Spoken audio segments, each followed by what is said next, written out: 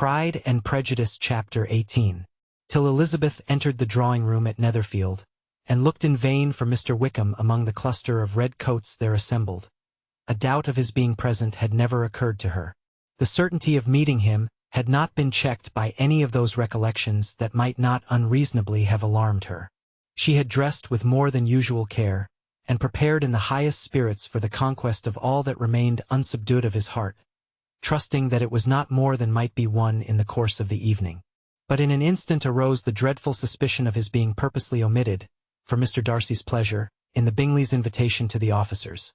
And though this was not exactly the case, the absolute fact of his absence was pronounced by his friend Mr. Denny, to whom Lydia eagerly applied, and who told them that Wickham had been obliged to go to town on business the day before, and was not yet returned, adding, with a significant smile, "I do not imagine his business would have called him away just now, if he had not wished to avoid a certain gentleman here." This part of his intelligence, though unheard by Lydia, was caught by Elizabeth, and, as it assured her that Darcy was not less answerable for Wickham's absence than if her first surmise had been just, every feeling of displeasure against the former was so sharpened by immediate disappointment, that she could hardly reply with tolerable civility to the polite inquiries which he directly afterwards approached to make. Attention, forbearance, patience with Darcy, was injury to Wickham. She was resolved against any sort of conversation with him, and turned away with a degree of ill humor which she could not wholly surmount even in speaking to Mr. Bingley, whose blind partiality provoked her. But Elizabeth was not formed for ill humor, and though every prospect of her own was destroyed for the evening, it could not dwell long on her spirits, and having told all her griefs to Charlotte Lucas, whom she had not seen for a week, she was soon able to make a voluntary transition to the oddities of her cousin, and to point him out to her particular notice. The two first dances, however, brought a return of distress. They were dances of mortification. Mr. Collins, awkward and solemn, apologizing instead of attending, and often moving wrong without being aware of it, gave her all the shame and misery which a disagreeable partner for a couple of dances can give. The moment of her release from him was ecstasy. She danced next with an officer, and had the refreshment of talking of Wickham, and of hearing that he was universally liked.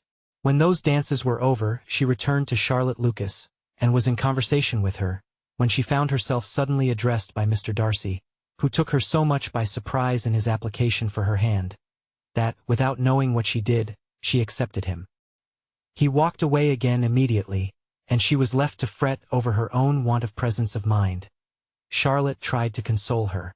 "I dare say you will find him very agreeable." "Heaven forbid! That would be the greatest misfortune of all, to find a man agreeable whom one is determined to hate. Do not wish me such an evil." When the dancing recommenced, however, and Darcy approached to claim her hand, Charlotte could not help cautioning her, in a whisper, not to be a simpleton, and allow her fancy for Wickham to make her appear unpleasant in the eyes of a man oftentimes his consequence. Elizabeth made no answer, and took her place in the set, amazed at the dignity to which she was arrived in being allowed to stand opposite to Mr. Darcy, and reading in her neighbors' looks their equal amazement in beholding it. They stood for some time without speaking a word, and she began to imagine that their silence was to last through the two dances, and, at first, was resolved not to break it, till suddenly fancying that it would be the greater punishment to her partner to oblige him to talk, she made some slight observation on the dance. He replied, and was again silent. After a pause of some minutes, she addressed him a second time, with, "It is your turn to say something now, Mr. Darcy. I talked about the dance, and you ought to make some kind of remark on the size of the room, or the number of couples." He smiled, and assured her that whatever she wished him to say should be said. "Very well. That reply will do for the present. Perhaps, by and by, I may observe that private balls are much pleasanter than public ones. But now we may be silent." "Do you talk by rule, then, while you are dancing?" "Sometimes. One must speak a little, you know. It would look odd to be entirely silent for half an hour together, and yet, for the advantage of some, conversation ought to be so arranged as that they may have the trouble of saying as little as possible." "Are you consulting your own feelings in the present case, or do you imagine that you are gratifying mine?" "Both," replied Elizabeth archly, "for I have always seen a great similarity in the turn of our minds. We are each of an unsocial, taciturn disposition, unwilling to speak, unless we expect to say something that will amaze the whole room, and be handed down to posterity with all the eclat of a proverb. This is no very striking resemblance of your own character, I am sure, said he. How near it may be to mine, I cannot pretend to say. You think it a faithful portrait, undoubtedly. I must not decide on my own performance. He made no answer, and they were again silent till they had gone down the dance, when he asked her if she and her sisters did not very often walk to Meryton. She answered in the affirmative, and, unable to resist the temptation, added, "When you met us there the other day, we had just been forming a new acquaintance." The effect was immediate. A deeper shade of hauteur overspread his features, but he said not a word, and Elizabeth, though blaming herself for her own weakness, could not go on.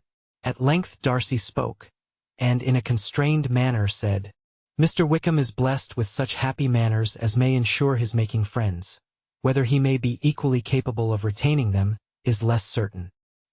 "He has been so unlucky as to lose your friendship," replied Elizabeth with emphasis, "and in a manner which he is likely to suffer from all his life." Darcy made no answer, and seemed desirous of changing the subject. At that moment Sir William Lucas appeared close to them, meaning to pass through the set to the other side of the room. But, on perceiving Mr. Darcy, he stopped, with a bow of superior courtesy, to compliment him on his dancing and his partner. "I have been most highly gratified, indeed, my dear sir. Such very superior dancing is not often seen.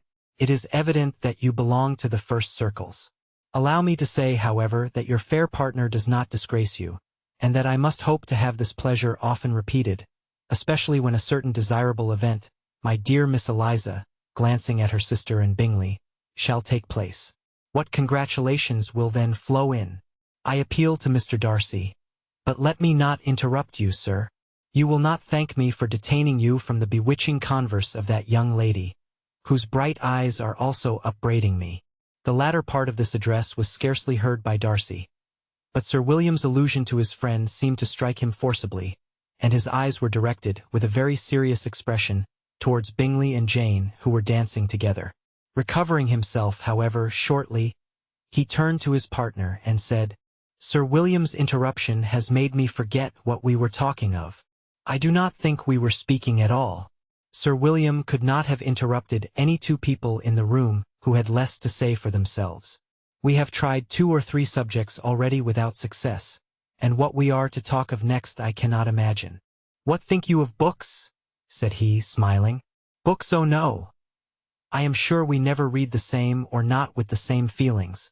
I am sorry you think so, but if that be the case, there can at least be no want of subject. We may compare our different opinions. No, I cannot talk of books in a ballroom. My head is always full of something else." "The present always occupies you in such scenes, does it?" said he, with a look of doubt. "Yes, always," she replied, without knowing what she said. For her thoughts had wandered far from the subject, as soon afterwards appeared by her suddenly exclaiming, "I remember hearing you once say, Mr. Darcy, that you hardly ever forgave, that your resentment, once created, was unappeasable. You are very cautious, I suppose, as to its being created." "I am," said he, with a firm voice. "And never allow yourself to be blinded by prejudice?" "I hope not. It is particularly incumbent on those who never change their opinion to be secure of judging properly at first." "May I ask to what these questions tend?" "Merely to the illustration of your character," said she, endeavoring to shake off her gravity. "I am trying to make it out." "And what is your success?" She shook her head. "I do not get on at all. I hear such different accounts of you as puzzle me exceedingly." "I can readily believe," answered he gravely, "that reports may vary greatly with respect to me, and I could wish, Miss Bennet, that you were not to sketch my character at the present moment, as there is reason to fear that the performance would reflect no credit on either. But if I do not take your likeness now, I may never have another opportunity." "I would by no means suspend any pleasure of yours," he coldly replied. She said no more, and they went down the other dance and parted in silence, on each side dissatisfied, though not to an equal degree. For in Darcy's breast there was a tolerably powerful feeling towards her, which soon procured her pardon, and directed all his anger against another. They had not long separated when Miss Bingley came towards her, and, with an expression of civil disdain, thus accosted her. "So, Miss Eliza, I hear you are quite delighted with George Wickham? Your sister has been talking to me about him and asking me 1,000 questions, and I find that the young man forgot to tell you, among his other communications, that he was the son of old Wickham, the late Mr. Darcy's steward. Let me recommend you, however, as a friend, not to give implicit confidence to all his assertions, for, as to Mr. Darcy's using him ill, it is perfectly false. For, on the contrary, he has been always remarkably kind to him, though George Wickham has treated Mr. Darcy in a most infamous manner. I do not know the particulars, but I know very well that Mr. Darcy is not in the least to blame, that he cannot bear to hear George Wickham mentioned, and that though my brother thought he could not well avoid including him in his invitation to the officers, he was excessively glad to find that he had taken himself out of the way. His coming into the country at all is a most insolent thing, indeed, and I wonder how he could presume to do it. I pity you, Miss Eliza, for this discovery of your favourite's guilt. But really, considering his descent, one could not expect much better." "His guilt and his descent appear, by your account, to be the same," said Elizabeth angrily. "For I have heard you accuse him of nothing worse than of being the son of Mr. Darcy's steward, and of that, I can assure you, he informed me himself." "I beg your pardon," replied Miss Bingley, turning away with a sneer. "Excuse my interference. It was kindly meant." "Insolent girl," said Elizabeth to herself. "You are much mistaken if you expect to influence me by such a paltry attack as this. I see nothing in it but your own wilful ignorance and the malice of Mr. Darcy." She then sought her eldest sister, who had undertaken to make inquiries on the same subject of Bingley. Jane met her with a smile of such sweet complacency, a glow of such happy expression, as sufficiently marked how well she was satisfied with the occurrences of the evening. Elizabeth instantly read her feelings, and, at that moment, solicitude for Wickham, resentment against his enemies, and everything else, gave way before the hope of Jane's being in the fairest way for happiness. "I want to know," said she, with a countenance no less smiling than her sister's, "what you have learnt about Mr. Wickham. But perhaps you have been too pleasantly engaged to think of any third person, in which case you may be sure of my pardon." "No," replied Jane, "I have not forgotten him, but I have nothing satisfactory to tell you. Mr. Bingley does not know the whole of his history, and is quite ignorant of the circumstances which have principally offended Mr. Darcy. But he will vouch for the good conduct, the probity and honour of his friend, and is perfectly convinced that Mr. Wickham has deserved much less attention from Mr. Darcy than he has received. And I am sorry to say that by his account, as well as his sister's, Mr. Wickham is by no means a respectable young man. I am afraid he has been very imprudent, and has deserved to lose Mr. Darcy's regard. Mr. Bingley does not know Mr. Wickham himself. No, he never saw him till the other morning at Meryton. This account, then, is what he has received from Mr. Darcy. I am perfectly satisfied. But what does he say of the living? He does not exactly recollect the circumstances, though he has heard them from Mr. Darcy more than once, but he believes that it was left to him conditionally only. "I have not a doubt of Mr. Bingley's sincerity," said Elizabeth warmly, "but you must excuse my not being convinced by assurances only. Mr. Bingley's defence of his friend was a very able one, I dare say, but since he is unacquainted with several parts of the story, and has learnt the rest from that friend himself, I shall venture still to think of both gentlemen as I did before." She then changed the discourse to one more gratifying to each, and on which there could be no difference of sentiment. Elizabeth listened with delight to the happy though modest hopes which Jane entertained of Bingley's regard, and said all in her power to heighten her confidence in it. On their being joined by Mr. Bingley himself, Elizabeth withdrew to Miss Lucas, to whose inquiry after the pleasantness of her last partner she had scarcely replied, before Mr. Collins came up to them, and told her with great exultation that he had just been so fortunate as to make a most important discovery. "I have found out," said he, "by a singular accident, that there is now in the room a near relation to my patroness. I happened to overhear the gentleman himself mentioning to the young lady, who does the honours of this house, the names of his cousin Miss de Bourgh, and of her mother, Lady Catherine. How wonderfully these sort of things occur! Who would have thought of my meeting with perhaps a nephew of Lady Catherine de Bourgh in this assembly? I am most thankful that the discovery is made in time for me to pay my respects to him, which I am now going to do, and trust he will excuse my not having done it before. My total ignorance of the connection must plead my apology. You are not going to introduce yourself to Mr. Darcy? Indeed I am. I shall entreat his pardon for not having done it earlier. I believe him to be Lady Catherine's nephew. It will be in my power to assure him that her ladyship was quite well yesterday se'night.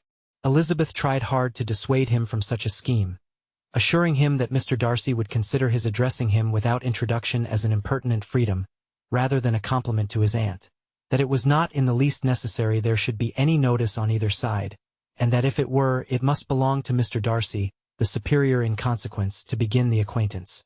Mr. Collins listened to her with the determined air of following his own inclination, and when she ceased speaking, replied thus: "My dear Miss Elizabeth, I have the highest opinion in the world of your excellent judgment in all matters within the scope of your understanding, but permit me to say that there must be a wide difference between the established forms of ceremony amongst the laity and those which regulate the clergy. For, give me leave to observe that I consider the clerical office as equal in point of dignity with the highest rank in the kingdom, provided that a proper humility of behavior is at the same time maintained. You must, therefore, allow me to follow the dictates of my conscience on this occasion, which lead me to perform what I look on as a point of duty. Pardon me for neglecting to profit by your advice, which on every other subject shall be my constant guide, though in the case before us I consider myself more fitted by education and habitual study to decide on what is right than a young lady like yourself." And with a low bow he left her to attack Mr. Darcy, whose reception of his advances she eagerly watched, and whose astonishment at being so addressed was very evident. Her cousin prefaced his speech with a solemn bow, and though she could not hear a word of it, she felt as if hearing it all, and saw in the motion of his lips the words apology, Hunsford, and Lady Catherine de Bourgh. It vexed her to see him expose himself to such a man. Mr. Darcy was eyeing him with unrestrained wonder, and when at last Mr. Collins allowed him to speak, replied with an air of distant civility. Mr. Collins, however, was not discouraged from speaking again, and Mr. Darcy's contempt seemed abundantly increasing with the length of his second speech, and at the end of it he only made him a slight bow and moved another way. Mr. Collins then returned to Elizabeth. "I have no reason, I assure you," said he, "to be dissatisfied with my reception." Mr. Darcy seemed much pleased with the attention. He answered me with the utmost civility, and even paid me the compliment of saying that he was so well convinced of Lady Catherine's discernment as to be certain she could never bestow a favor unworthily. It was really a very handsome thought. Upon the whole, I am much pleased with him. As Elizabeth had no longer any interest of her own to pursue, she turned her attention almost entirely on her sister and Mr. Bingley, and the train of agreeable reflections which her observations gave birth to made her perhaps almost as happy as Jane. She saw her in idea settled in that very house, in all the felicity which a marriage of true affection could bestow, and she felt capable, under such circumstances, of endeavoring even to like Bingley's two sisters. Her mother's thoughts she plainly saw were bent the same way, and she determined not to venture near her, lest she might hear too much. When they sat down to supper, therefore, she considered it a most unlucky perverseness which placed them within one of each other, and deeply was she vexed to find that her mother was talking to that one person, Lady Lucas, freely, openly, and of nothing else but of her expectation that Jane would be soon married to Mr. Bingley. It was an animating subject, and Mrs. Bennet seemed incapable of fatigue while enumerating the advantages of the match. His being such a charming young man, and so rich, and living but 3 miles from them, were the first points of self-gratulation, and then it was such a comfort to think how fond the two sisters were of Jane, and to be certain that they must desire the connection as much as she could do. It was, moreover, such a promising thing for her younger daughters, as Jane's marrying so greatly must throw them in the way of other rich men. And lastly, it was so pleasant at her time of life to be able to consign her single daughters to the care of their sister, that she might not be obliged to go into company more than she liked. It was necessary to make this circumstance a matter of pleasure, because on such occasions it is the etiquette. But no one was less likely than Mrs. Bennet to find comfort in staying at home at any period of her life. She concluded with many good wishes that Lady Lucas might soon be equally fortunate, though evidently and triumphantly believing there was no chance of it. In vain did Elizabeth endeavor to check the rapidity of her mother's words, or persuade her to describe her felicity in a less audible whisper, for to her inexpressible vexation she could perceive that the chief of it was overheard by Mr. Darcy, who sat opposite to them. Her mother only scolded her for being nonsensical. "What is Mr. Darcy to me, pray, that I should be afraid of him? I am sure we owe him no such particular civility as to be obliged to say nothing he may not like to hear. For heaven's sake, madam, speak lower. What advantage can it be to you to offend Mr. Darcy? You will never recommend yourself to his friend by so doing." Nothing that she could say, however, had any influence. Her mother would talk of her views in the same intelligible tone. Elizabeth blushed and blushed again with shame and vexation. She could not help frequently glancing her eye at Mr. Darcy, though every glance convinced her of what she dreaded. For though he was not always looking at her mother, she was convinced that his attention was invariably fixed by her. The expression of his face changed gradually from indignant contempt to a composed and steady gravity.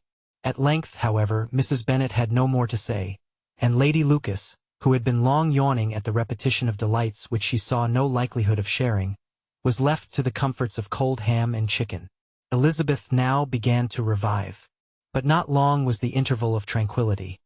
For when supper was over, singing was talked of, and she had the mortification of seeing Mary, after very little entreaty, preparing to oblige the company.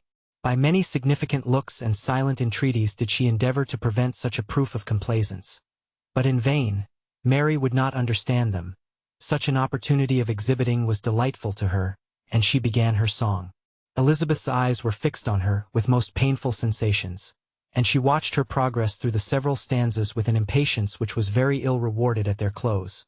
For Mary, on receiving amongst the thanks of the table the hint of a hope that she might be prevailed on to favor them again, after the pause of half a minute began another.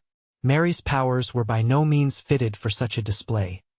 Her voice was weak, and her manner affected. Elizabeth was in agonies. She looked at Jane to see how she bore it. But Jane was very composedly talking to Bingley.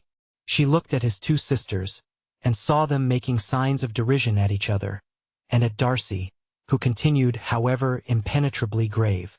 She looked at her father to entreat his interference, lest Mary should be singing all night. He took the hint, and, when Mary had finished her second song, said aloud, "That will do extremely well, child. You have delighted us long enough. Let the other young ladies have time to exhibit." Mary, though pretending not to hear, was somewhat disconcerted, and Elizabeth, sorry for her and sorry for her father's speech, was afraid her anxiety had done no good. Others of the party were now applied to. "If I," said Mr. Collins, "were so fortunate as to be able to sing, I should have great pleasure, I am sure, in obliging the company with an air, for I consider music as a very innocent diversion, and perfectly compatible with the profession of a clergyman. I do not mean, however, to assert that we can be justified in devoting too much of our time to music, for there are certainly other things to be attended to. The rector of a parish has much to do. In the first place, he must make such an agreement for tithes as may be beneficial to himself and not offensive to his patron. He must write his own sermons, and the time that remains will not be too much for his parish duties, and the care and improvement of his dwelling, which he cannot be excused from making as comfortable as possible. And I do not think it of light importance that he should have attentive and conciliatory manners towards everybody, especially towards those to whom he owes his preferment. I cannot acquit him of that duty, nor could I think well of the man who should omit an occasion of testifying his respect towards anybody connected with the family." And with a bow to Mr. Darcy, he concluded his speech, which had been spoken so loud as to be heard by half the room. Many stared, many smiled, but no one looked more amused than Mr. Bennet himself, while his wife seriously commended Mr. Collins for having spoken so sensibly, and observed, in a half-whisper to Lady Lucas, that he was a remarkably clever, good kind of young man. To Elizabeth it appeared, that had her family made an agreement to expose themselves as much as they could during the evening, it would have been impossible for them to play their parts with more spirit or finer success. And happy did she think it for Bingley and her sister that some of the exhibition had escaped his notice, and that his feelings were not of a sort to be much distressed by the folly which he must have witnessed. That his two sisters and Mr. Darcy, however, should have such an opportunity of ridiculing her relations was bad enough, and she could not determine whether the silent contempt of the gentlemen, or the insolent smiles of the ladies, were more intolerable. The rest of the evening brought her little amusement. She was teased by Mr. Collins, who continued most perseveringly by her side, and though he could not prevail with her to dance with him again, put it out of her power to dance with others.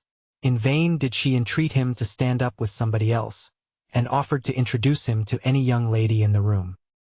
He assured her that, as to dancing, he was perfectly indifferent to it, that his chief object was, by delicate attentions, to recommend himself to her, and that he should therefore make a point of remaining close to her the whole evening. There was no arguing upon such a project. She owed her greatest relief to her friend Miss Lucas, who often joined them, and good-naturedly engaged Mr. Collins's conversation to herself. She was at least free from the offense of Mr. Darcy's further notice, though often standing within a very short distance of her, quite disengaged, he never came near enough to speak. She felt it to be the probable consequence of her allusions to Mr. Wickham, and rejoiced in it. The Longbourn party were the last of all the company to depart, and by a maneuver of Mrs. Bennet had to wait for their carriage a quarter of an hour after everybody else was gone, which gave them time to see how heartily they were wished away by some of the family. Mrs. Hurst and her sister scarcely opened their mouths except to complain of fatigue, and were evidently impatient to have the house to themselves. They repulsed every attempt of Mrs. Bennet at conversation, and, by so doing, threw a languor over the whole party, which was very little relieved by the long speeches of Mr. Collins, who was complimenting Mr. Bingley and his sisters on the elegance of their entertainment, and the hospitality and politeness which had marked their behavior to their guests. Darcy said nothing at all. Mr. Bennet, in equal silence, was enjoying the scene. Mr. Bingley and Jane were standing together a little detached from the rest, and talked only to each other.